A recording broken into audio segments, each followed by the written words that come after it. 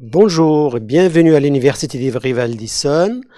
Dans le cadre des mercredis de la découverte des formations qui sont dispensées à l'Université d'Ivry, nous avons le plaisir de vous présenter aujourd'hui la formation LEA, langue étrangère appliquée.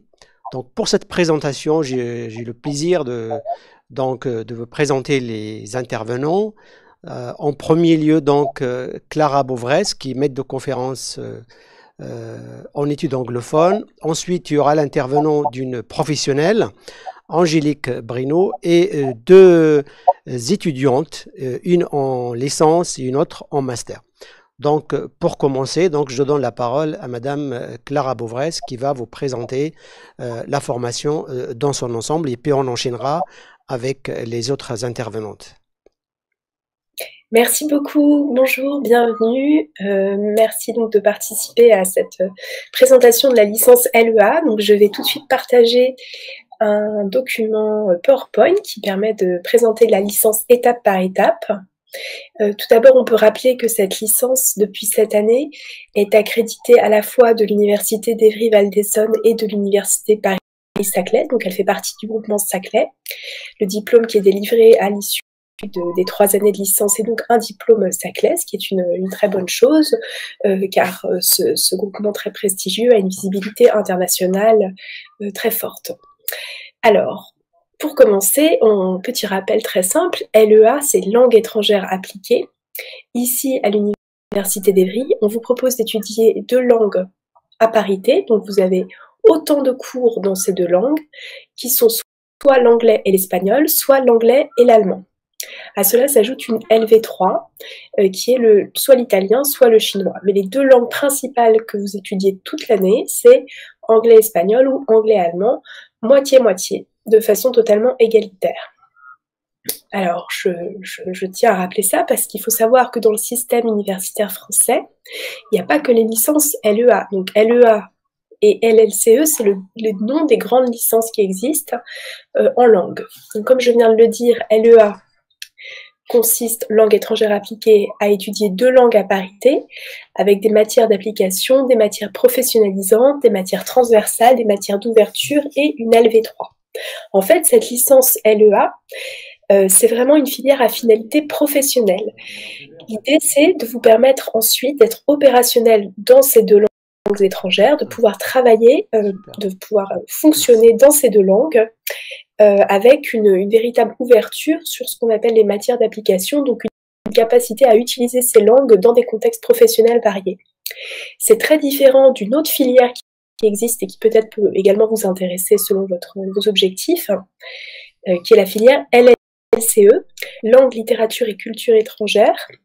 Dans cette filière, que nous ne proposons pas à l'Université d'Évry, vous étudiez une seule langue principale. Donc par exemple, vous faites que de l'anglais, que de l'espagnol ou même que du russe. Et donc cette filière consiste davantage à approfondir la culture, la littérature, la linguistique autour de cette langue. Il y a quand même une LV2, mais la LV2 est un complément mineur par rapport à l'étude d'une langue principale. C'est une filière qui est notamment très utile si vous souhaitez préparer les concours d'enseignement, le CAPES et l'agrégation pour être par exemple professeur d'anglais. Dans ce cas-là, vous étudiez à fond l'anglais, uniquement l'anglais pendant toute votre licence, la linguistique, la littérature, et c'est une très bonne chose si vous souhaitez par exemple passer l'agrégation d'anglais. Donc ça dépend un petit peu de vos objectifs. En LEA, vous avez 2 langues tout au long de votre cursus. Vous êtes dans une dynamique, une orientation plus professionnalisante, plus large, tandis qu'en LLCE, vous allez être vraiment travailler une seule langue et l'approfondir. Ensuite, à l'intérieur des filières LEA, il y a plusieurs styles, il y a plusieurs couleurs, en fait, selon les universités. Il y a des filières LEA qui sont orientées vers les affaires et le commerce, et d'autres qui sont plutôt orientées vers la traduction spécialisée. Donc ça dépend des universités.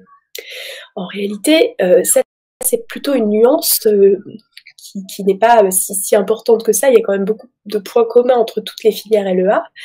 Et surtout, il est possible de passer de l'une à l'autre au cours de cursus. Donc, par exemple, si vous commencez une LEA dans une université et puis qui est plutôt orientée affaires et commerce, et puis vous vous rendez compte que vous voulez partir en traduction spécialisée, ce sera possible du moment que vous avez validé votre année. A priori, vous avez vraiment les acquis pour changer d'orientation à l'intérieur du système LEA. Alors les LEA orientés affaires et commerce, vous allez avoir évidemment bien sûr plein de cours de langue, hein, c'est vraiment le cœur du diplôme, c'est les langues, mais vous allez aussi avoir des cours de marketing, de droit, de gestion, d'économie, de commerce international. Tandis que si vous faites une LEA plutôt orientée traduction spécialisée, vous allez avoir à nouveau énormément de cours dans vos deux langues principales, ça c'est le cœur du diplôme comme d'habitude, mais vous aurez aussi des cours de traduction, d'interprétation, de traduction audiovisuelle, de sous-titrage par exemple. Alors ici à l'Université d'Evry, c'est la spécialisation que nous proposons, c'est traduction. Donc vous allez vraiment avoir tous ces cours de traduction de façon assez intensive, ce qui est très bien parce que ça vous fait beaucoup progresser déjà dans vos langues, donc c'est très utile. Mais c'est vrai que si vous souhaitez plutôt vous orienter vers le domaine des affaires et du commerce, peut-être qu'il faut regarder les licences LEA d'autres universités. Puisque nous, notre spécialisation se situe plutôt dans le domaine de la traduction, même si à nouveau il y a des échanges entre les deux et qu'il est possible à l'issue d'une licence LEA de faire un master plutôt orienté dans l'un ou l'autre domaine. Du moment que vous avez bien réussi, que vous avez des bonnes notes a priori, vous pourrez aussi prendre la décision de choisir l'une ou l'autre de ces voies à un moment plus avancé de vos études. Alors, maintenant, ce que je vais faire, c'est que je vais vous parler un peu plus en détail des cours que nous proposons, donc les grands types de cours que vous avez quand vous êtes en licence LEA, et chez nous à l'Université d'Evry. Alors évidemment, vous avez beaucoup de cours de langue, puisque c'est quand même le cœur du diplôme. Donc vous allez avoir des cours de compréhension-expression pour vous faire parler, pour prendre la parole à l'oral, travailler l'écrit, travailler la compréhension écrite, donc la lecture, l'écriture, l'expression orale, l'expression écrite. Vous avez des cours de grammaire, évidemment, puisque la grammaire, c'est très important pour construire des phrases solides qui fonctionnent et qui soient compréhensibles. Des cours de traduction, donc version et thème, vous traduisez dans tous les sens, du français vers l'anglais, de l'anglais vers le français, et pareil vers l'espagnol ou l'allemand. Vous avez aussi des cours de culture des pays étudiés. Alors ça, c'est très important. C'est-à-dire que vous n'êtes pas juste en train d'apprendre les langues comme si personne ne les parlait, hein. Vous étudiez les pays dans lesquels ces langues sont parlées. Donc les pays anglophones, le Royaume-Uni, les États-Unis et le monde anglophone en général, donc l'Australie, la Nouvelle-Zélande, l'Inde, l'Afrique du Sud. Vous étudiez l'histoire, la culture, l'actualité, les grands enjeux contemporains que rencontrent ces pays. Et puis, évidemment, selon votre autre langue, donc qui est soit l'espagnol, soit l'allemand, vous étudiez la culture des pays où l'on parle ces langues. Et ça, c'est des cours qui sont donnés dans la langue étrangère, donc en anglais, en espagnol ou en allemand directement, et qui, au passage, évidemment, vous font progresser dans ces langues. On a également en première année un cours de théâtre en anglais toute l'année, où en fait vous faites du théâtre, mais directement en anglais. Et ça, évidemment, ça peut être un peu impressionnant parce que c'est pas facile de prendre la parole, et notamment de prendre la parole dans une langue étrangère, mais justement ce cours est là pour permettre de débloquer un peu ces difficultés et de se lancer, de surmonter peut-être la timidité, les craintes face à la prise de parole en public en utilisant le jeu, le théâtre. C'est un cours qui est très ludique, qui fonctionne avec des ateliers, des jeux de rôle et qui permet un petit peu de débloquer tout ça, de se lancer et de gagner confiance en soi à l'oral. Ensuite, comme autre type de cours, vous avez évidemment des cours de culture générale, culture économique, culture scientifique. Donc ça, c'est parce que la filière LEA est vraiment ouverte sur le monde professionnel. Et l'idée, c'est de vous permettre d'avoir une culture de différents domaines, donc économique, scientifique, culture générale, pour ensuite, si vous êtes amené à utiliser les langues dans ces domaines-là, et bien avoir les ressources pour comprendre les enjeux, comprendre le vocabulaire, avoir un peu des repères pour pouvoir évoluer dans tous ces domaines et par exemple traduire des textes économiques ou encore des textes scientifiques. Donc ça, c'est un peu des matières d'ouverture.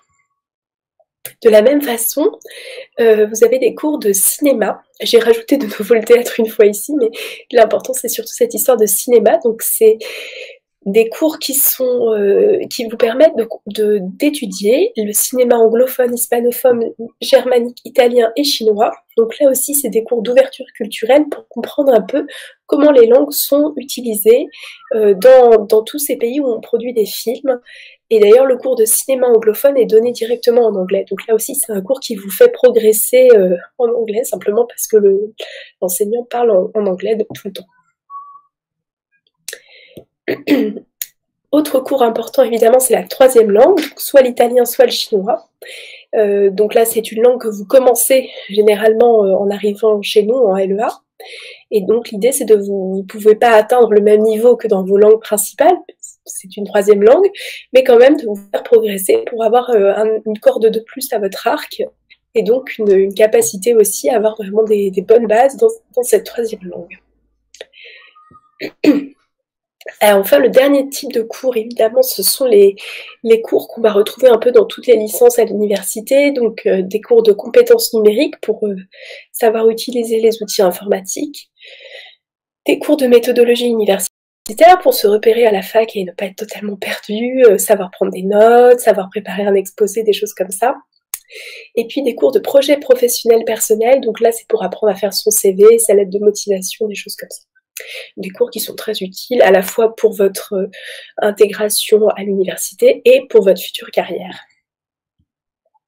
Enfin, en troisième année, il y a des cours de traduction orale, de sous-titrage, donc c'est des cours qui correspondent vraiment à notre spécialisation dans le domaine de la traduction, sous-titrer des films, sous-titrer des séries avec des logiciels particuliers, des logiciels de traduction qu'on vous apprend à utiliser. Donc ça, c'est des compétences en plus assez techniques qu'on vous apporte en troisième année, qui à nouveau sont un atout intéressant et puis qui, au passage, vous font toujours plus progresser en langue, évidemment, parce que si vous êtes en train de sous-titrer un film, et bien au passage, vous êtes bien obligé d'écouter, de comprendre, d'analyser, de traduire, donc ça vous fait évidemment travailler votre niveau de langue d'une autre façon. Donc voilà un petit peu les différents types de cours que vous allez avoir tout au long du cursus. Il y a énormément de travaux dirigés, donc c'est des cours en petits groupes avec une évaluation tout au long de l'année qui vous permet de progresser étape par étape. Et il y a aussi des cours magistraux qui sont évalués à l'occasion des partiels à la fin du semestre. Et dans ces cours magistraux, vous êtes tous ensemble en amphi. Ça, c'est le même système partout dans toutes les universités. Il y a une combinaison entre les cours magistraux et les travaux dirigés. Alors tout ça, toute cette formation, elle a donc pour objectif de vous permettre, comme je le disais, d'être opérationnel dans deux langues, anglais-espagnol ou anglais-allemand. Et évidemment, à l'issue de cette formation, vous allez pouvoir continuer vos études ou bien chercher du travail. Dans quel domaine? Alors, je vous montre un petit peu les principaux secteurs d'activité des diplômés de LEA. Alors, il y a bien sûr l'enseignement. Donc, vous pouvez évidemment enseigner les langues, puisque vous-même, vous avez bien étudié les langues, vous avez acquis des compétences dans ce domaine. Il y a évidemment la traduction. Et puis, il y a le tourisme, le commerce, la communication. Je cite seulement quelques exemples de domaines, mais en réalité, il y a plein d'autres domaines dans lesquels c'est très utile de parler des langues et de savoir travailler dans plusieurs langues. Donc, c'est une formation qui, en fait, peut trouver son utilité dans énormément de secteurs professionnels très différents. Donc là, j'ai fait un peu un résumé des grands domaines, mais c'est évidemment beaucoup plus large et c'est aussi à vous de décider et d'affiner votre projet au fil des 3 années de licence LEA. Je vous donne quelques exemples de métiers, par exemple, qui peuvent être faits par les personnes qui sortent de LEA. Mais évidemment, vous avez des métiers comme traducteur, interprète, mais également enseignant, donc du primaire, du secondaire, chef de projet, commercial, rédacteur, des métiers dans les relations internationales, la gestion de projet, la traduction technique, la médiation interculturelle, l'action humanitaire, le développement et toutes sortes d'autres domaines. Il faut savoir que beaucoup d'étudiants, évidemment, vont poursuivre leurs études. Alors, il est possible déjà de s'orienter vers des licences professionnelles qui sont, par exemple, à l'université d'Evry. On a des licences professionnelles en communication corporate et institutionnelle qui peuvent intéresser les étudiants de LEA. Il est aussi possible de poursuivre avec des DUT ou des BTS, ou bien tout simplement de poursuivre en master. Et là, il y a plein de masters LEA qui sont proposés à travers la France. Donc là, les masters, généralement, sont un petit peu plus spécialisés. C'est-à-dire que vous avez vraiment des masters pour ceux qui veulent travailler dans le commerce, d'autres qui veulent plutôt orienter vers le droit, etc. Et nous, évidemment, le master que nous proposons à Évry est orienté vers la traduction, puisque c'est un petit peu notre spécialité, et notamment la traduction audiovisuelle. Donc nous, on forme en master à traduire des films, à faire du sous-titrage, du doublage, des choses comme ça. C'est un petit peu la spécialité du master qui est proposé à Évry pour ceux qui veulent continuer chez nous. Et puis, sinon, il est possible de postuler ailleurs en France dans des masters avec d'autres spécialités. Autre élément très important pour les futurs étudiants LEA, c'est la mobilité internationale. Pourquoi? Parce qu'évidemment, si vous étudiez les langues, c'est vraiment une très bonne chose, c'est très recommandé de partir à l'étranger au cours de votre licence. Et ça, c'est quelque chose qu'on encourage, donc on encourage à travers plusieurs dispositifs pour partir. Déjà, en deuxième année, vous avez un stage de 6 semaines qui peut se faire en France, mais qui très souvent se fait à l'étranger. Donc on a beaucoup d'étudiants qui partent à l'étranger pour ce stage. Et ensuite, en deuxième ou en troisième année, il est possible de faire des échanges à l'étranger. Donc là, il y a plein de solutions pour partir à l'étranger. Il y a bien sûr des échanges Erasmus, ça c'est très connu, c'est le fait d'aller dans une université partenaire, vous suivez les cours là-bas, mais à la fin de l'année, vous avez votre diplôme de l'université d'Évry. Donc nous avons beaucoup d'échanges Erasmus, notamment en Espagne, en Allemagne, en Pologne et en Finlande. Sachant qu'en Allemagne, Pologne pardon, et Finlande, les cours sont en anglais. En Espagne, ils sont en espagnol. Et en Allemagne, ils peuvent aussi être en allemand. C'est des échanges qui peuvent permettre soit de progresser en anglais, soit en espagnol, soit en allemand. On a également un accord avec l'université Anglia Ruskin à Cambridge au Royaume-Uni qui permet d'obtenir un double diplôme, donc ça c'est très intéressant. Cet accord en troisième année vous permet à la fois d'avoir la licence de l'université d'Évry, licence LEA, et une licence anglaise de l'université Anglia Ruskin. Donc ça c'est un vrai atout également pour votre CV et pour votre carrière, mais dans le cadre de cet accord, il faut payer les frais d'inscription de l'université anglaise, puisque vous obtenez également leur diplôme, et ces frais d'inscription sont assez élevés, même si nous proposons des aides pour permettre aux étudiants de participer à cet accord qui a beaucoup de succès. Et bien sûr, il est possible de partir travailler à l'étranger, donc de faire des stages, d'être assistante français, donc enseigner le français à des étrangers, de travailler à l'étranger. Il y a plein de systèmes et d'autres accords qu'on propose également pour les étudiants intéressés par cette option. Donc voilà un petit peu pour la mobilité internationale, sachant que nous avons également un service des relations internationales qui propose des bourses et un vrai soutien logistique pour permettre à toutes et à tous de partir, parce que c'est une aventure qui est très formatrice, même si ça peut être un peu impressionnant de se jeter à l'eau. Voilà. Pour terminer, ce que je voudrais rappeler, c'est donc que c'est une licence qui permet vraiment d'étudier deux langues en approfondissant son niveau dans ces deux langues et qui vont donc nécessiter d'avoir un bon niveau dans les deux langues. Alors évidemment, généralement, quand on arrive en LEA, on avait une LV1 et une LV2, une langue qu'on a étudiée depuis plus longtemps, généralement l'anglais, et l'espagnol ou l'allemand, on s'est rajouté plus tard. Donc généralement, on a une langue plus forte que l'autre. C'est pas facile, parce que le but de la licence LEA, c'est vraiment d'être très fort dans les deux à la fin des 3 années d'études.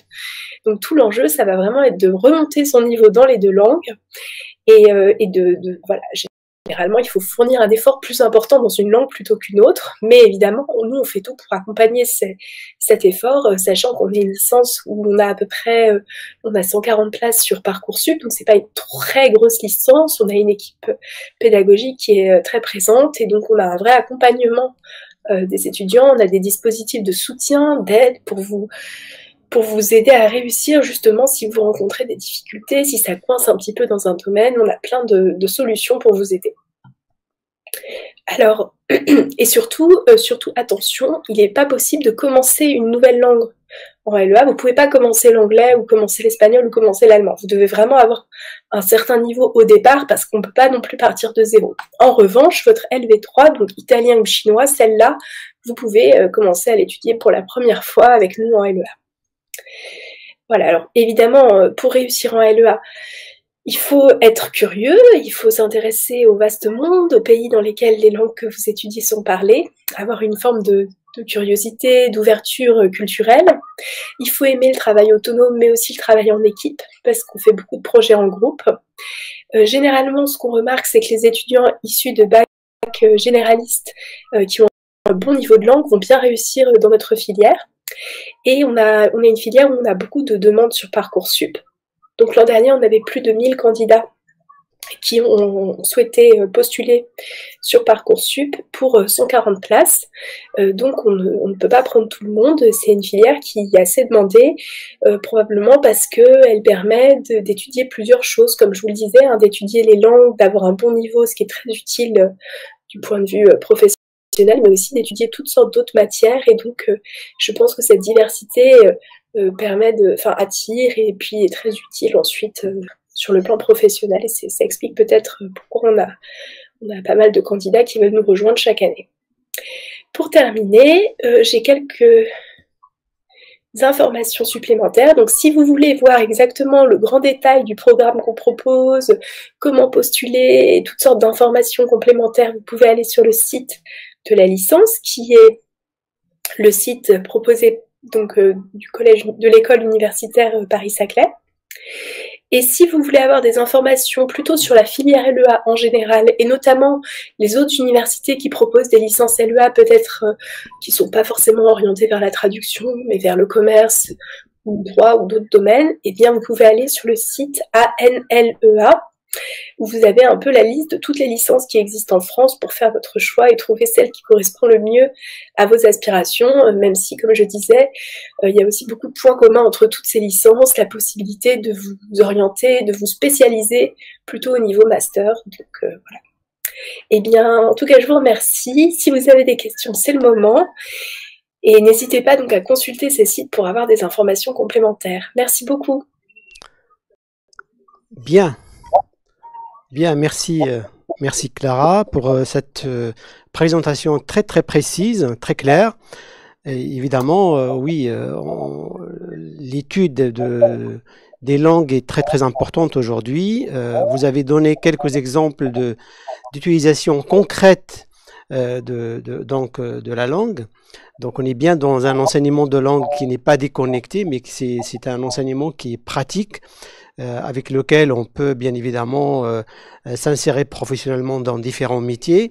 Vous avez parlé de la spécialité, enfin de l'orientation qui est suivie à l'Université d'Evry, plutôt vers la traduction, avec deux volets spécifiques, une traduction plutôt orientée vers les arts, les multimédias, et une autre vers la traduction scientifique. Donc ça donne quand même quelques orientations assez concrètes pour nos futurs étudiants. Est-ce que vous pourriez éventuellement, Clara, nous parler d'un métier précis? Alors moi, il y a un métier qui me vient tout de suite à l'esprit quand je vous ai entendu parler de la traduction audiovisuelle, c'est le métier du script. Est-ce que c'est quelque chose qui peut éventuellement être présenté à nos futurs étudiants? Est-ce que vous avez des exemples d'étudiants, des sortants de l'Université d'Evry qui sont devenus par exemple des scripts? Parce que là, c'est un domaine bien précis dans le domaine de la traduction.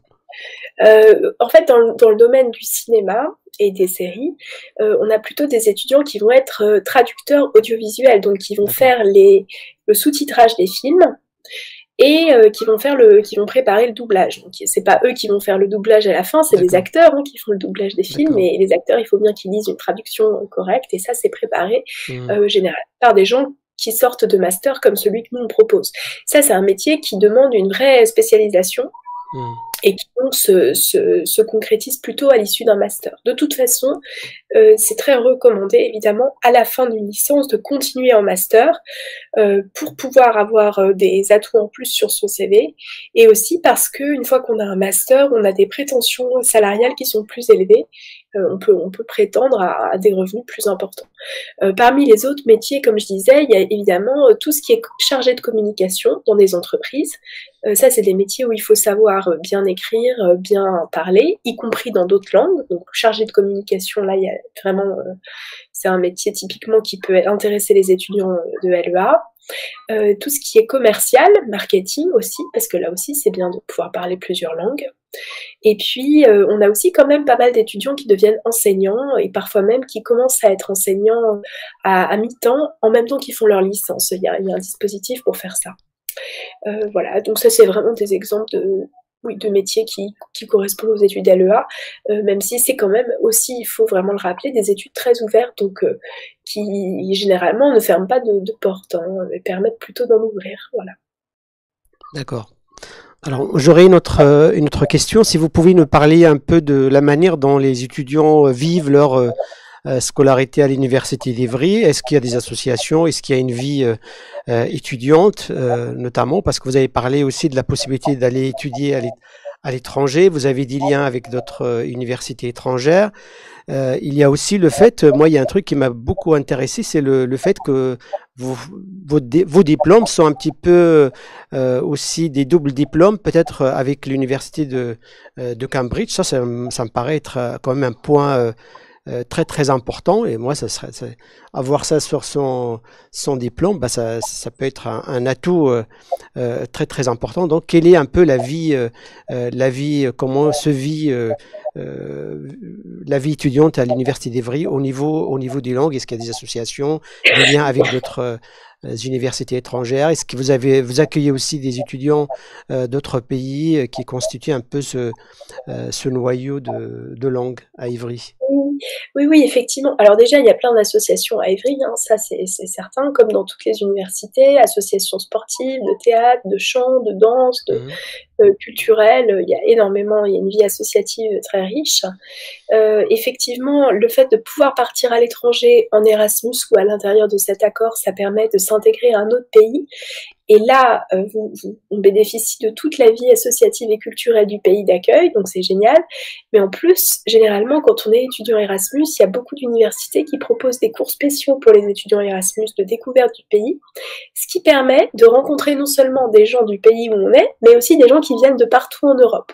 Donc ça, c'est vraiment génial. Des gens qui viennent, je sais pas, d'Autriche, de Suède, partout en Europe, et ça c'est vraiment quelque chose c'est une chance incroyable en fait de pouvoir rencontrer des gens comme ça de tous les pays. Et sinon, il faut savoir aussi que à l'université, on a également la possibilité de suivre des cours dans d'autres départements qu'on appelle les unités d'enseignement libre. C'est le jeudi après-midi. Et ça, c'est aussi une façon de rencontrer des étudiants d'autres disciplines, en fait, et pas seulement de LEA, de rencontrer des gens qui font des STAPS, du droit, d'autres disciplines, et de pas seulement rester entre étudiants de LEA. Donc, il y a plein de façons comme ça de rencontrer d'autres étudiants, voilà. Bien, j'aurais une dernière question par rapport à la traduction audiovisuelle. Bon, on sait aujourd'hui que, par exemple, il y a beaucoup de logiciels de traduction sur Internet. Quand on tape un mot dans une langue, on a l'équivalent en anglais. Est-ce que c'est quelque chose que vous enseignez à vos étudiants pour évidemment distinguer les bons et les mauvais logiciels de traduction, par exemple? Oui. Alors ça, c'est surtout en 3e année où on apprend à se servir des outils de traduction automatique avec des logiciels professionnels, donc pas les logiciels, pas Google Translate auquel tout le monde a accès, mais des logiciels un peu plus poussés. Et l'idée, c'est de savoir les utiliser à bon escient, parce que malheureusement, je ne sais pas si vous avez déjà essayé d'utiliser ces logiciels, ce qui est disponible en ligne, généralement c'est pas terrible, il peut y avoir beaucoup de malentendus, de confusion. Donc c'est des outils qui sont intéressants, mais qui ont beaucoup de limites. Donc l'idée, c'est de savoir les utiliser de façon stratégique pour gagner du temps, mais pas pour baisser le niveau de la traduction, surtout quand on est en langue et qu'on est censé produire des contenus très, très pro et très, très lisses. Donc évidemment, il faut évidemment savoir ce qui se passe et utiliser ces outils, mais avec parcimonie et intelligence. Donc ça, c'est quelque chose qu'on fait beaucoup en 3e année. D'accord. Très bien. Merci beaucoup, Clara, pour cet éclairage. Alors, nous allons donc maintenant passer à l'intervenante suivante. Donc, c'est une professionnelle qui a suivi donc ses études à l'Université d'Evry dans le domaine de la traduction. Donc pour nous donner bien évidemment à quoi ça peut aboutir le fait d'avoir un master LEA à l'Université d'Evry. Donc ça va être donc Angélique Brino, donc qui est traductrice chez Raptrad, donc qui est une agence de traduction. Voilà, donc si vous êtes là, Angélique, bienvenue. Bonjour, merci de m'avoir convoqué. C'est super comme programme, c'est mercredi de la découverte. C'est la deuxième fois que je participe et donc je suis ravie d'être là. Donc moi aussi j'ai préparé un petit quelque chose. Je vais le partager. Tu vas commencer par... Oui, pareil, parce qu'elle, je l'ai eu en ligne. Oui. 2 et 3. Je suis désolée pour... Oui, ça marche. Ça va, je suis rapide, moi, je travaille. Ok, alors je ne sais pas pourquoi vous voyez ma barre de menu, c'est pas grave. Donc, comme vous l'a dit mon collègue juste avant, je suis Angélique Renaud et je suis là pour vous parler de mon métier de traductrice et chef de projet salarié. Alors, voilà. Alors, mon parcours. J'ai passé un bac économique et social en 2003 et j'ai eu, je voulais m'inscrire en LEA dans l'idée d'être traductrice parce qu'à l'époque c'était Harry Potter, c'était Eragon, il y avait plein de trucs et je voulais être plutôt dans la traduction littéraire. Et comme j'habite juste à côté d'Evry, le LEA à Evry me paraissait tout à fait approprié. Donc j'ai fait tout mon parcours là-bas. Donc les 5 ans du L1 au M2. Et donc j'ai obtenu mon Master 2 en 2008. À cette époque-là, on avait un stage de fin d'études à faire qui durait 3-4 mois, si je me souviens bien. Et à l'issue de ce stage, j'ai obtenu un CDI et j'ai été embauchée en tant que traductrice et réviseuse. Et on m'a très vite proposé de faire de la gestion de projet et comme ça m'intéressait et que ça permettait de varier les journées, j'ai accepté. Donc ce qui fait que aujourd'hui, j'ai plusieurs casquettes dans l'entreprise où je travaille. Donc je suis traductrice réviseuse dans des domaines plutôt marketing. Je peux faire aussi du technique, mais ma préférence va plutôt sur le marketing. Je suis chef de projet pour plusieurs clients, c'est-à-dire que mon patron m'a attribué des clients. On travaille avec des grosses boîtes, des petites boîtes. Donc voilà, j'ai à mon portefeuille plusieurs clients, mes collègues ont d'autres clients, etc. Et troisième casquette, je suis aussi pilote de processus ISO 9001. Donc en fait, vous en entendrez parler si vous souhaitez faire de la traduction et si vous travaillez avec des agences de traduction. Quoique l'ISO 9001 s'applique aussi à d'autres entreprises, pas que la traduction, c'est pour tout ce qui est management des systèmes de qualité. Et en fait, si vous voulez, une entreprise qui est estampillée 9001, ISO 9001, c'est un gage de qualité et de confiance pour les clients. Donc en fait, mon patron m'a attribué le processus cœur de métier, donc traduction, et donc j'établis des procédures et je fais en sorte que les collègues les suivent. Donc voilà, tout ça pour assurer la qualité du travail. Et donc tout ça chez Raptrad Imagine. Donc il ne faut pas s'imaginer que les agences de traduction ne se trouvent que sur Paris. Il y en a une à Ris-Orangis, donc vraiment pas loin d'Evry. Donc 18 rue Paul Langevin, 91 130, Ris-Orangis, c'est pas loin de la gare de Grigny. Voilà. Alors, maintenant on va aller plus en détail dans ce qu'est la traduction et la révision. Donc, pour des professionnels de la traduction, on estime qu'un texte doit être confié à un traducteur puis un réviseur minimum. Bon, évidemment, si c'est un gros texte, on pourra le diviser entre plusieurs traducteurs et plusieurs réviseurs, mais c'est le minimum. pour faire donc ces traductions et ces révisions, on doit utiliser des glossaires. Je dis on doit, tout dépend si le client propose déjà un glossaire ou si votre chef de projet a déjà généré un glossaire, etc. Mais enfin, voilà, les glossaires, c'est quand même super utile pour faire de la traduction. Je dirais même que ça peut être un travail même à faire en amont avant de se lancer à corps perdu dans des traductions. Surtout dans des domaines très spécialisés. Donc, on a aussi affaire à des instructions clients. Par exemple, tel mot, vous le laissez en anglais, tel paragraphe, il faut faire ci. Ça peut être tout et n'importe quoi, ne pas traduire les images, les traduire, enfin voilà, ou générer tel format à la fin. Donc voilà, il faut aussi savoir gérer les instructions clients quand on fait de la traduction et de la révision. Après, on n'adopte pas non plus le même style de traduction en fonction du format du document.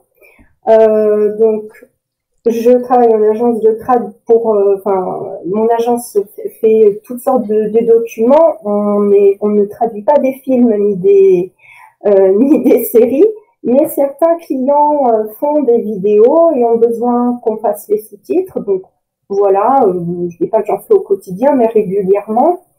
On fait de la doc, des rapports d'études, des pages web, des articles de presse, brochures marketing, etc. On ne va pas adopter le même style en fonction de tous les documents. Donc, il faut être polyvalent, on va dire. Alors, pour vous rassurer, par rapport à la machine translation, c'est-à-dire tous les outils comme Google Trans ou d'autres, non, notre métier n'est pas mort. Alors certes, ça se répand de plus en plus, mais il y a toujours besoin derrière qu'un humain vienne mettre sa touche, sa petite touche.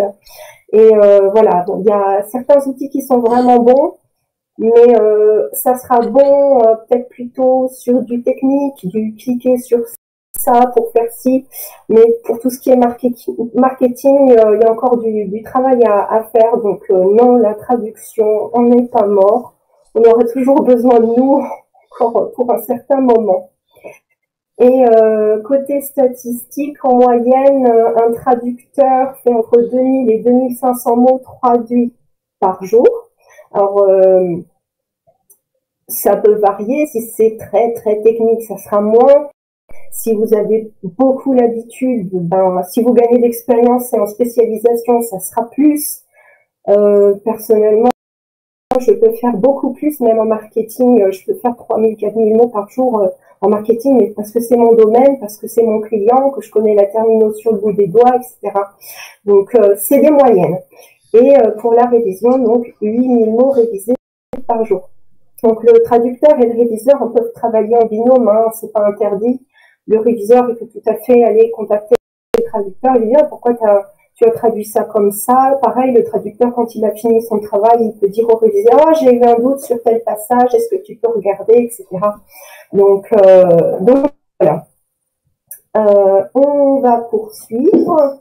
Ah, désolée, si vous avez vu quelque chose bouger derrière moi, c'était mon chat. Tout ce qui est gestion de projet, donc ça c'est une casquette qui m'intéresse aussi pas mal dans mon travail au jour le jour, parce que ça change, il y a d'autres défis à relever, il y a des pressions enfin, du stress qui booste, enfin voilà. Donc qu'est-ce que c'est que la gestion de projet au quotidien? C'est recevoir les demandes des clients par mail, par téléphone. Accusé réception. Il y a le côté technique où il faut préparer les projets, donc les textes à traduire avec les outils de TAO, donc traduction assistée par ordinateur, et par des outils de PAO, donc production assistée par ordinateur. Alors tout ce qui est TAO, donc la plupart du temps, quand le client nous laisse le choix, nous à RapTrad, on va utiliser Trados Studio. Quand on nous laisse pas le choix, ça peut être Smartling, qui est une plateforme de traduction en ligne. Ça peut être Transit, ça peut être Oh, il y en a tellement en fait. Donc, il y a beaucoup d'outils de TAO qui existent. Et PAO, en fait, ça serait plus quand dans les documents il y a des images ou des formats spécifiques à traiter. Et donc c'est assez. Moi, j'aime beaucoup cette facette du travail, c'est ouvrir le fichier et réfléchir à comment je vais bien préparer mon fichier pour que ça soit très facile à faire pour le traducteur et le réviseur derrière. Sachant que je peux, en tant que chef de projet, aussi participer à la traduction et à la révision derrière. Donc, ensuite, une fois que j'ai préparé mes fichiers, mon projet, donc il faut gérer les ressources. Est-ce que je vais le confier à un collègue traducteur en interne ou est-ce que je vais le sous-traiter auprès d'un traducteur freelance? Après, l'administratif, bon, ce qui est un petit peu moins rigolo, mais voilà, c'est bien aussi de maîtriser un processus dans son ensemble, faire le bon de commande pour le sous-traitant, envoyer le dossier en facturation pour le client, etc. Et puis derrière, une fois que ça a été traduit et relu, c'est aussi au chef de projet de s'assurer que la qualité et la conformité des textes est là. C'est-à-dire que si le client il a donné des instructions spécifiques, que vous les avez transmises à vos traducteurs et réviseurs, pour vous assurer que les instructions ont été suivies. Parce qu'au final, le client, c'est vous qui faites interfacer avec lui, donc il va vous tenir pour responsable de la qualité et de la conformité de vos textes. Donc il faut endosser cette responsabilité-là. Donc il faut, c'est mieux quand même vous assurer que tout soit OK avant. Donc, du coup, une fois que vous avez vérifié tout ça, bah, c'est parti, vous pouvez livrer les traductions. Et dernier point, là on a quitté un petit peu la chronologie de la préparation d'un projet, mais c'est un point qui est assez rigolo, amusant, plutôt sympa, on va dire. C'est les rendez-vous avec les clients quand ils se trouvent en France. On va aller voir au moins une fois par an pour voir si tout va bien. Bon, dans la plupart des cas, tout se passe bien, heureusement. Donc les rendez-vous, du coup, sont très sympas. Ça peut être l'occasion aussi de faire un restaurant. Bref, voilà. Donc c'est pas, il y a tout un tas de choses au niveau gestion de projet qui sont quand même plaisants. Voilà. Après, vous êtes là, vous allez faire un LE pour faire de la trame, mais sachez qu'on peut vous proposer de faire de la gestion de projet aussi. En termes de conditions de travail, alors, la rémunération, moi je vous parle d'un temps qui remonte à il y a 12 ans. Hein. Moi j'ai commencé à 1500 € net, pas brut, net par mois. Donc ça a probablement évolué, d'autant que sur Paris, j'imagine quand même que c'est un peu plus, et surtout, j'imagine pour du sous-titrage, qui est quand même plus, on va dire, où il y a plus d'instructions, enfin c'est plus compliqué, on va dire, qu'une traduction d'un texte. Il y a plus de règles, on va dire, à respecter. Donc, je suppose que pour du sous-titrage, c'est peut-être un peu plus élevé, surtout sur Paris. En termes de charge de travail, c'est très variable. Hein. Là, moi, par exemple, j'ai passé 2-3 jours plutôt tranquille, et là, juste avant la réunion, j'ai reçu 50 000 mots à traduire pendant 10 jours. Donc, voilà, c'est vraiment variable. Ce qui est bien quand vous êtes salarié dans une agence et que vous êtes toujours entouré et conseillé. Moi, par exemple, c'est vrai que quand j'ai eu l'idée au lycée d'être traductrice, je m'imaginais dans mon bureau tranquille, voilà. Et au final, en tant que sous-traitante du coup, du coup, quand je suis entrée chez Raptrad Imagine et que j'ai vu que l'équipe était géniale. Je ne sais pas de vanter Raptrad, hein, j'imagine que c'est pareil ailleurs, mais le fait d'être entouré, conseillé par des gens qui sont géniaux, c'est voilà. Du coup, j'ai plus spécialement envie d'être freelance, peut-être un jour, on verra, mais de toute façon, quand vous sortirez de vos études, après avoir obtenu votre diplôme, si j'ai un conseil, c'est peut-être effectivement de travailler un petit temps en agence. Comme ça, vous verrez ce que c'est que le fonctionnement d'un projet de A à Z. Et enfin, vous serez sensibilisé à ça et tout ce qui est contrainte aussi par rapport au client, pourquoi on s'attache tant à la satisfaction du client, etc. Donc voilà. C'est un conseil. Essayez de travailler en agence si vous le pouvez. Et donc, dernier point par rapport aux conditions de travail. Donc, on est devant un PC toute la journée. Donc, moi, ça me convient très, très bien. Je pense que je suis partie d'une génération à qui ça convient très, très bien. Et ce qui fait, du coup, par rapport au contexte actuel, que c'est un métier qui est super adapté au confinement. Il n'y a vraiment eu aucun souci d'adaptation par rapport à ça. Donc bon, certes, nous, on travaille en agence, donc bon, on était dans un open space et puis on s'est retrouvé du jour au lendemain chez nous, mais au final, on continuait de discuter par Skype, etc. Donc même en tant que freelance, voilà. De toute façon, un freelance, je pense, est habitué à rester seul devant son PC. Mais voilà, donc pas de souci par rapport à un travail chez soi.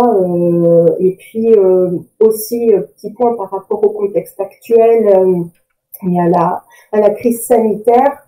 D'un point de vue du travail, alors oui, on a pour le premier confinement, il y a certains clients qui ont dû fermer leurs portes le temps du confinement.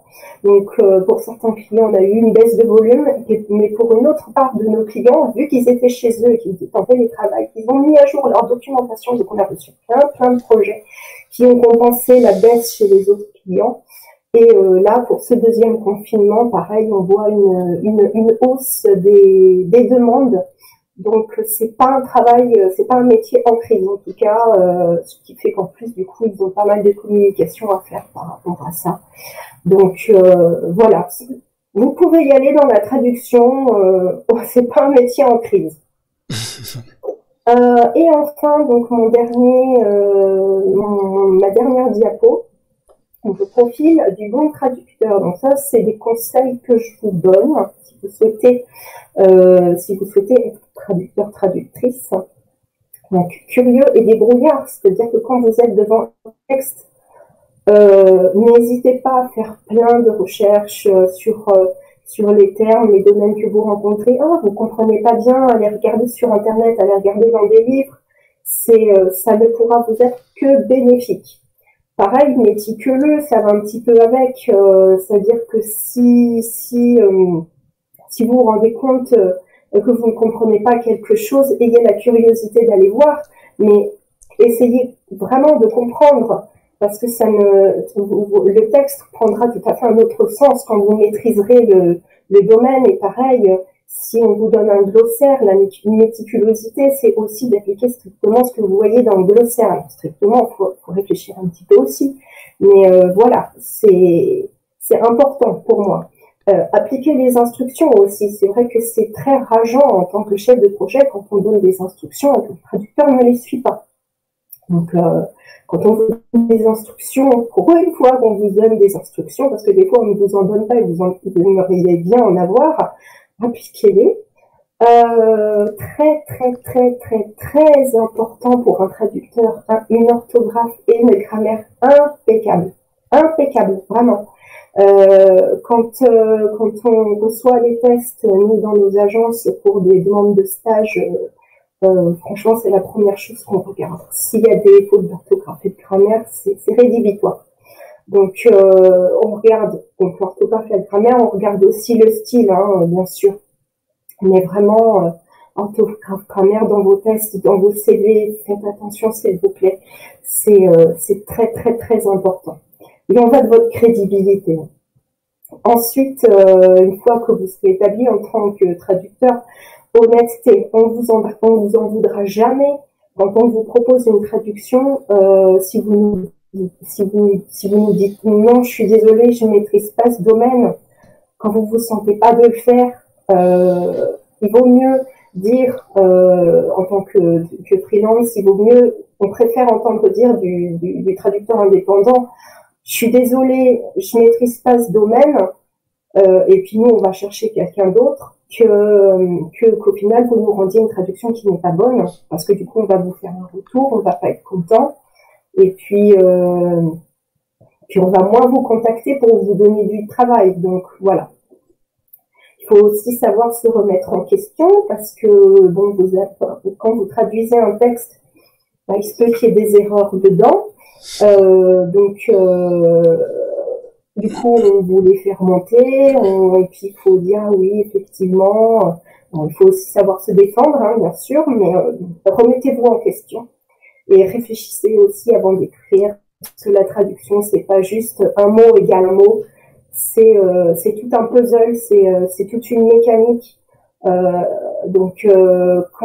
le français, quand vous traduisez quelque chose et que votre français ne veut rien dire, interrogez-vous.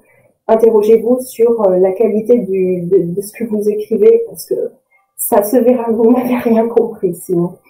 Donc voilà. Dernière chose, donc en tant que traducteur, a priori, on ne traduit que vers sa langue maternelle. Donc là, moi par exemple, je fais surtout de l'anglais vers le français. Ma LV2, c'était espagnol. Du coup, bon, il y a un peu moins de marché, en tout cas dans ma boîte, il y a un peu moins de marché depuis l'espagnol. Donc je fais pas souvent l'espagnol, mais il y a beaucoup d'allemand. Depuis l'allemand et vers l'allemand en traduction en tout cas. Du coup, voilà. Et donc je traduis vers le français. On traduit tous vers le français si c'est notre langue maternelle. Et c'est très rare, c'est vraiment dans des cas très particuliers où on traduit vers l'anglais, c'est dans des contextes des documents très confidentiels qui ne peuvent pas être confiés à des ressortissants étrangers. Donc voilà. Donc c'est tout pour moi. Si vous avez des questions, n'hésitez pas, je pense que c'est le moment. Et j'espère que j'ai pu vous éclairer sur le métier, et sinon je vous remercie. Merci beaucoup Angélique pour cette présentation. C'est vraiment très précis. On voit bien que le métier de la traduction, c'est un vrai métier, effectivement. Vous nous avez donné tous les contours de ce métier. Et évidemment, je suis sûr que ça intéresserait beaucoup d'élèves, beaucoup d'étudiants. Moi, j'aurais juste peut-être une question très rapide.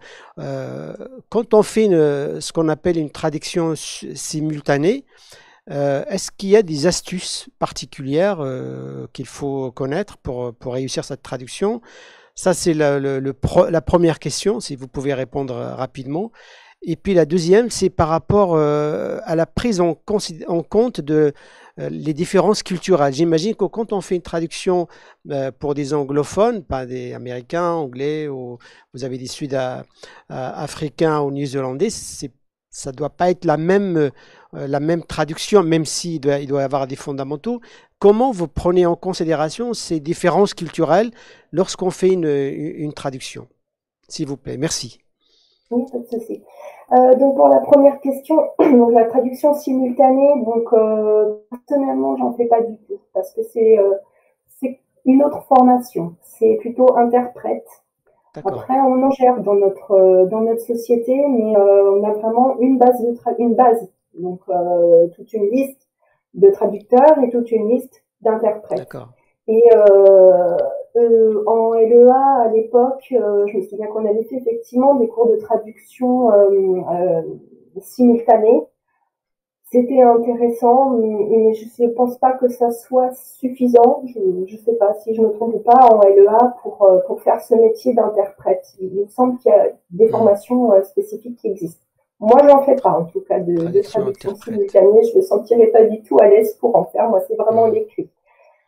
Ensuite, par rapport à votre deuxième question, donc pour tout ce qui est pris en compte des différences culturelles. Alors, de toute façon, moi, je ne traduis que vers le français. Donc on va dire que moi plutôt ça sera la culture française. Donc c'est vrai que dans certains textes, c'est un peu embêtant quand donc je parle, mettons, un texte américain qui va parler de la fiscalité américaine. Ah bah oui, mais c'est pas pareil en France. Pareil pour tout ce qui est, je me souviens de tout ce qui est système de santé aux États-Unis, bah, c'est pas du tout pareil en France. Donc là, à ce moment-là, c'est un petit peu compliqué. Bah, quand on nous paye pour faire de la traduction, on fait de la traduction. Après, il y a d'autres niveaux de traduction, si je puis dire. On propose de la transcréation aussi. Donc à ce moment-là, on va dire, bah, écoutez, on va s'éloigner du texte source, on va vraiment adapter à la culture locale. Et après, de toute façon, le texte français, dans la plupart des cas, donc français traduit, est relu par des personnes françaises du client, s'il dispose de telles personnes. Et eux, ils vont pouvoir se permettre de faire peut-être plus de modifications. Parce que nous, quand à la base on nous paye pour faire une traduction, on n'est pas non plus censé s'éloigner du source. On ne peut pas tout réécrire. Mais c'est une possibilité, c'est à convenir avec le client, c'est un tarif différent, etc., etc. Et après, oui, quand le client nous demande du français suisse, on va peut-être plutôt s'adresser à un traducteur qui est basé en Suisse, du français canadien, voilà. Après, il y a tout un tas de déclinaisons dans chaque langue et là, oui, on fait attention à confier au bon traducteur et puis ben, respecter le texte source quand c'est le niveau de traduction qu'on nous demande. Voilà. Mais, merci beaucoup, Angélique, et bonne continuation dans votre beau métier de traductrice. Et là, donc, on va changer de registre. Maintenant, je vais donner la parole à... Excusez-moi, je pourrais prendre la parole 5 minutes. C'est Clara Bouvresse, responsable L1, s'il vous Oui, plaît. C'est possible? oui, Oui, bonjour, merci beaucoup pardon. Angélique, c'était passionnant, magnifique, merci. Oui, je voulais donc juste pour rebondir sur des petites choses qu'elle a dit. Effectivement, la grammaire, l'orthographe, il faut être impeccable en français. Et on a des cours en L1 pour être sûr que les étudiants vraiment sont absolument impeccables en grammaire et orthographe française. Donc tout à fait, c'est fondamental. Sur l'histoire des différences culturelles, bah, effectivement, c'est ce que vous disiez, c'est pour traduire un texte, il faut le comprendre. Et c'est pour ça qu'on a des cours sur les cultures étrangères, qu'on a des cours de culture scientifique, culture économique. Parce que si on ne comprend pas de quoi on parle, en fait, on ne peut pas traduire. Voilà, donc c'était simplement pour rebondir sur ce qu'elle avait dit. Voilà, merci beaucoup. Merci beaucoup, Clara. Merci pour cette précision, effectivement. Donc là, on va donner la parole aux étudiants maintenant pour voir comment ça se passe très concrètement sur le terrain, comment se vivent les LOA sur le terrain de l'Université d'Evry. Et donc, je vais commencer par Mariana Taralonga, qui est étudiante en LOA en licence à Ivry. Merci beaucoup. Donc, à vous, Mariana. Bonjour, Bonjour. vous m'entendez? C'est bon, on vous entend. D'accord. Allez-y, présentez-vous et présentez votre cursus. Mhm. Alors, je m'appelle Mariana Darlunga, j'ai 20 ans et je suis d'origine moldave. Donc, je suis rentrée à l'Université d'Evry en septembre 2018 et actuellement, je suis en troisième année donc en LEA anglais, espagnol et italien comme LV3. J'ai choisi cette filière car depuis toute petite, j'ai commencé à apprendre un peu l'anglais et l'espagnol en regardant des films et en fait, c'était sans me rendre compte. Et du coup, je me suis rendu compte de ça en arrivant en France en 2014, quand j'ai commencé donc en troisième à avoir des cours d'espagnol et d'anglais.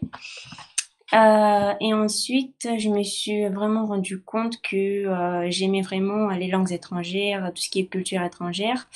Et bon, ça c'est peut-être aussi à cause du fait que je suis aussi d'origine étrangère. Et donc j'ai choisi la filière LEA car je ne voulais pas étudier quelque chose, enfin dans un domaine, on va dire basique, par exemple le droit ou bien l'économie. Et du coup, après ça c'est selon moi. Et du coup, je me suis dit que une licence en langue serait adaptée, serait adaptée à ce que moi je veux étudier. Et parce que c'est différent, c'est-à-dire que on a aussi, on va dire, on dépasse un peu les frontières parce que on apprend aussi,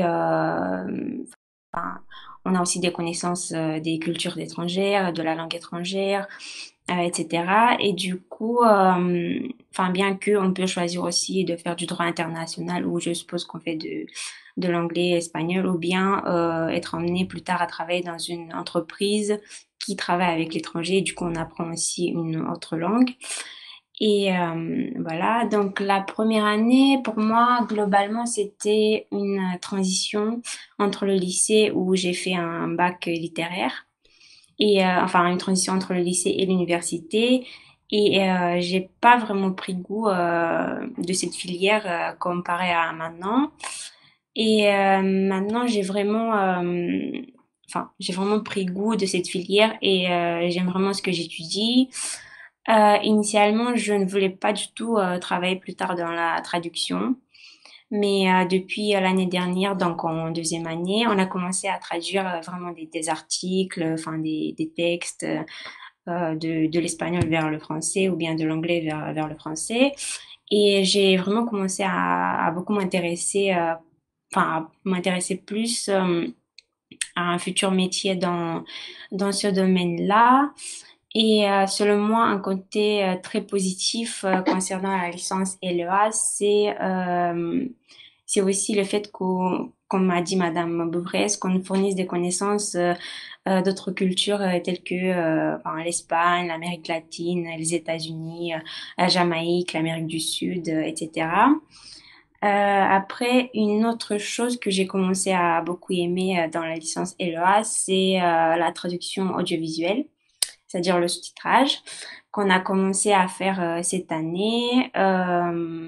Et du coup, on le fait à travers un logiciel adapté, en l'occurrence EduSub.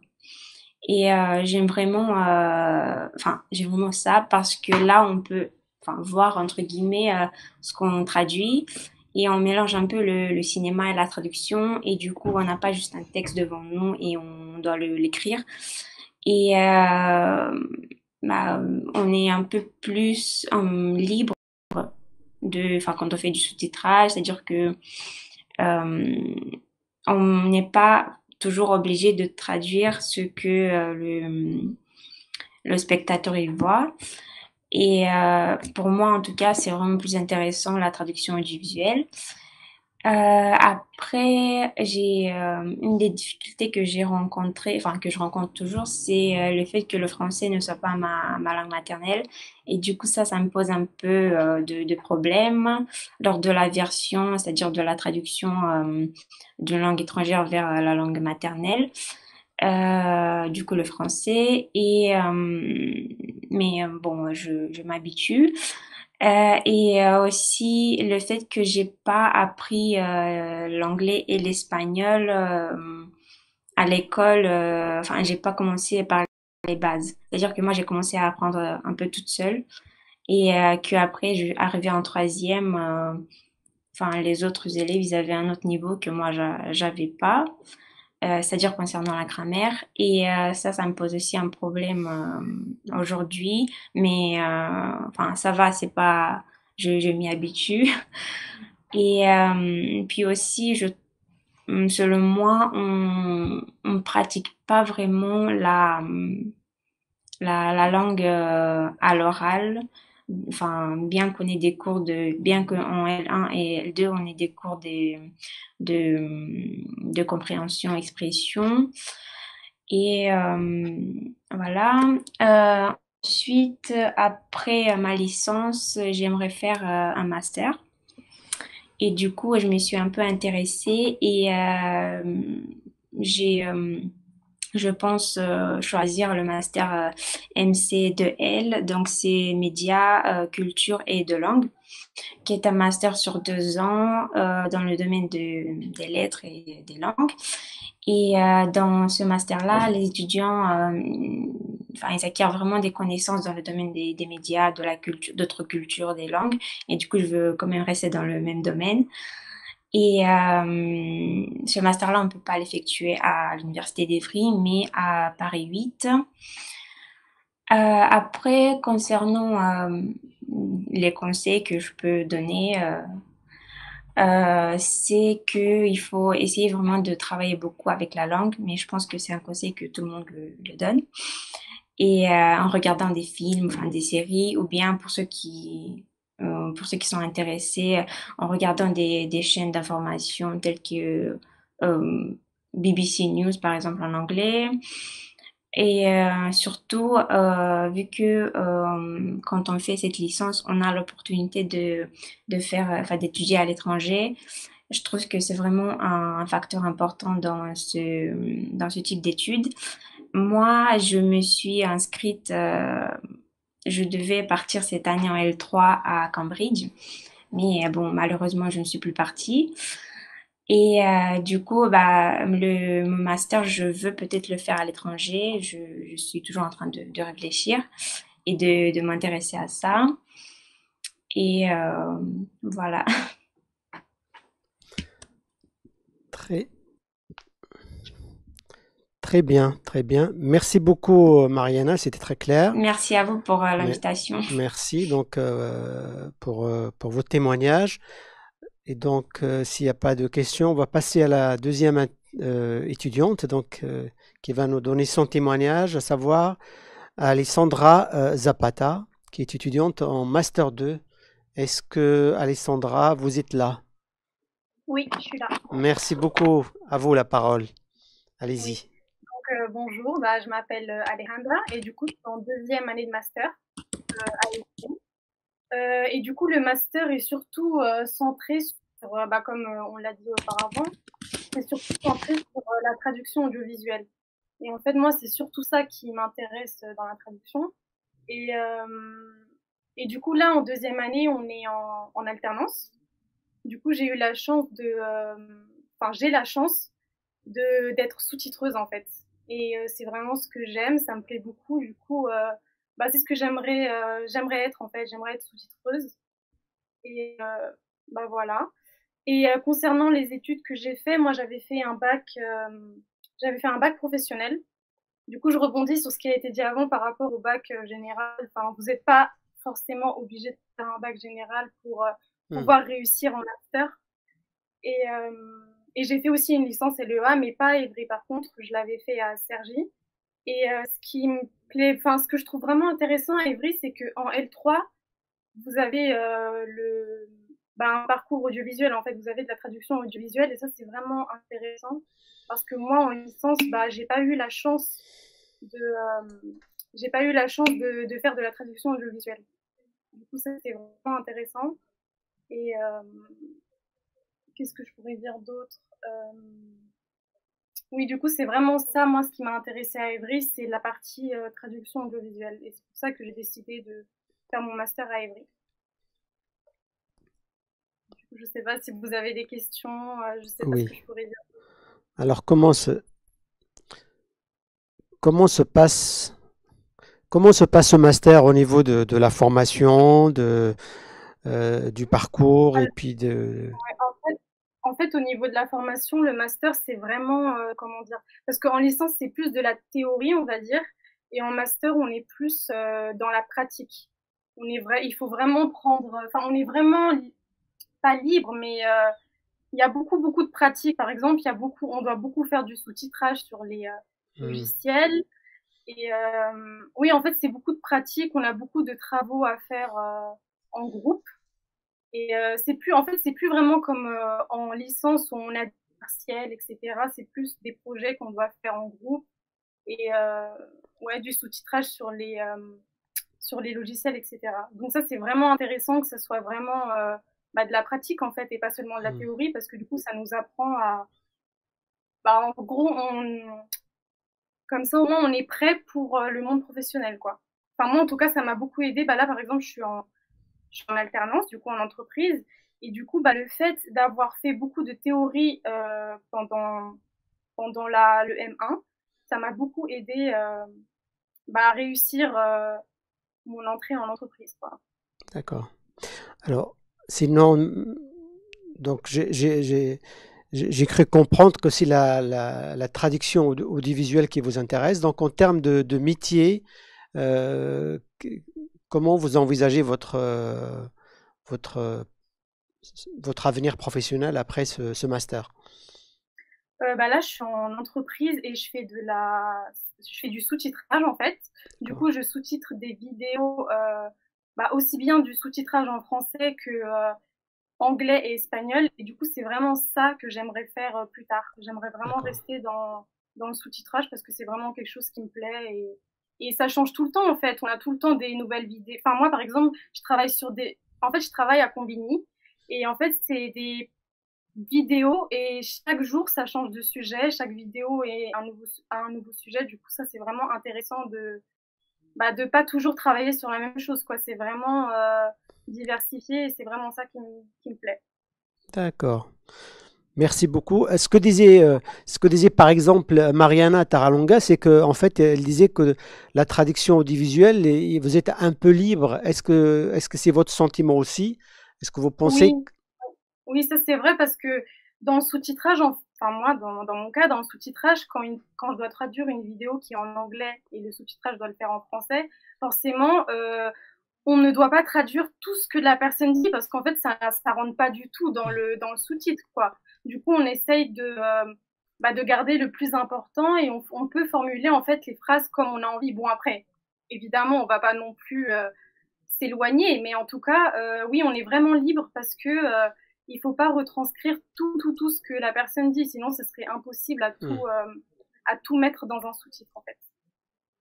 très bien. Bien, merci beaucoup et bonne continuation dans votre apprentissage. J'espère que il y aura des suites Merci. après la fin de votre formation.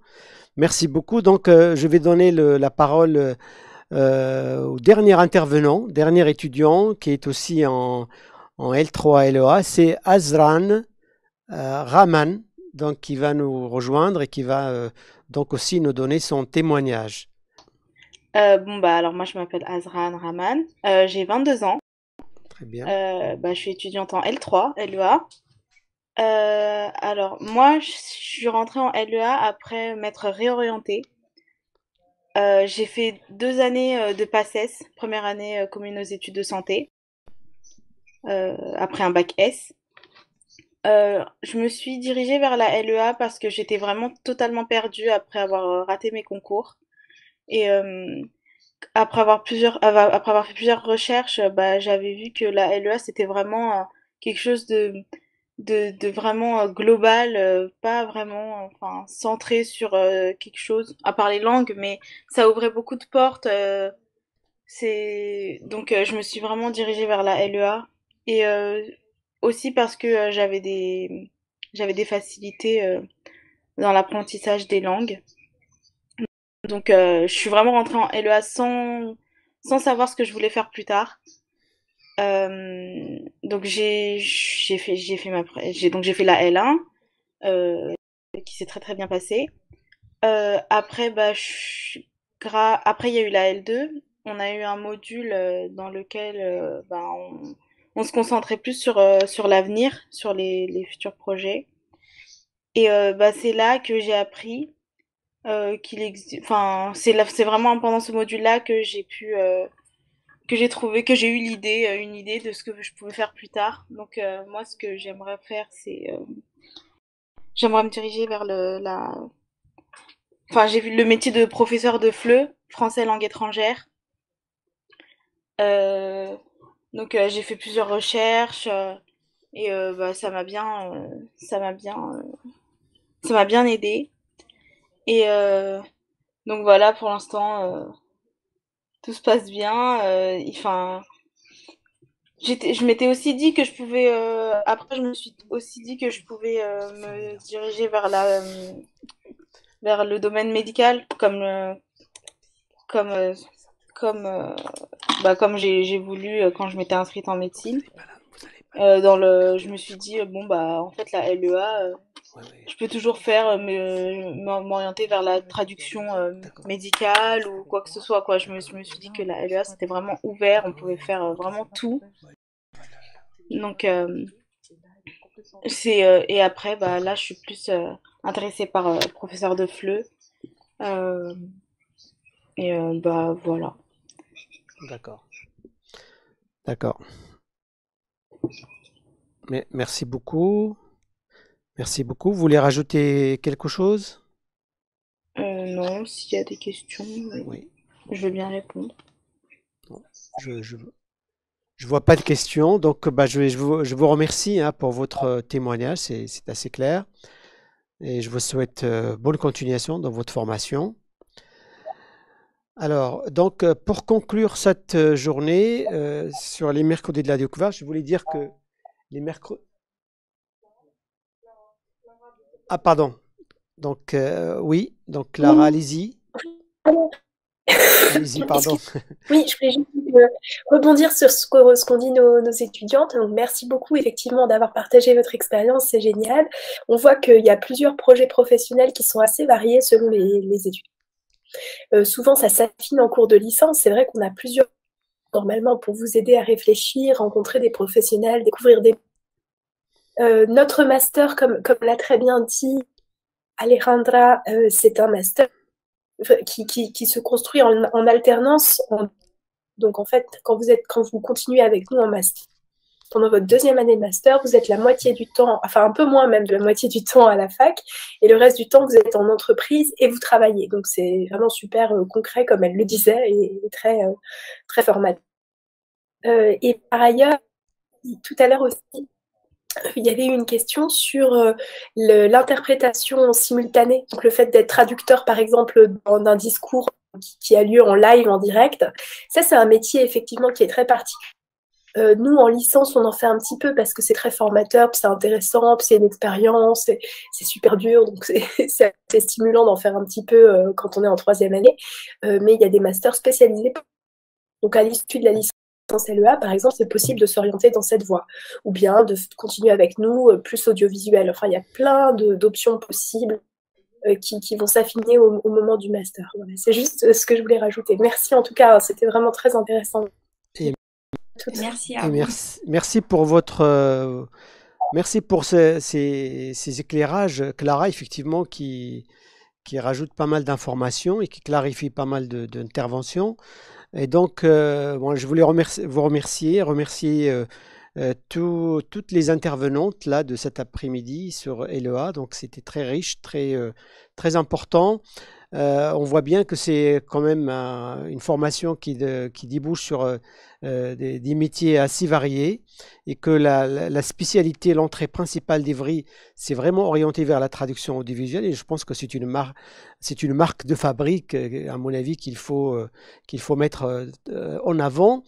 Donc, pour conclure donc sur cette journée, sur cette intervention, je dirais que les mercredis de la découverte continuent au mois de novembre, décembre et janvier. Donc, c'est une formule assez intéressante qui permet donc de faire connaître toutes nos formations aux futurs étudiants, aux bacheliers notamment. Et à côté de ça, donc au mois de février, le 6 février plus précisément, nous vous donnons rendez-vous pour notre journée porte ouverte à Ivry. Et puis on organise aussi les journées d'immersion du 15 au 19 février. Donc voilà donc ce panel d'événements qui vous permettront de continuer à vous informer, à prendre connaissance des différentes formations que propose l'Université d'Evry. Donc toutes ces informations, bien évidemment, vous pouvez les retrouver sur le site de l'Université d'Evry, donc www.univ-evry.fr ou bien en envoyant un mail à dop@univ-evry.fr. Je vous remercie pour votre participation et vous souhaite une bonne fin de journée. Merci. Au revoir. Au revoir, bonne soirée. Et au revoir. Bonne soirée.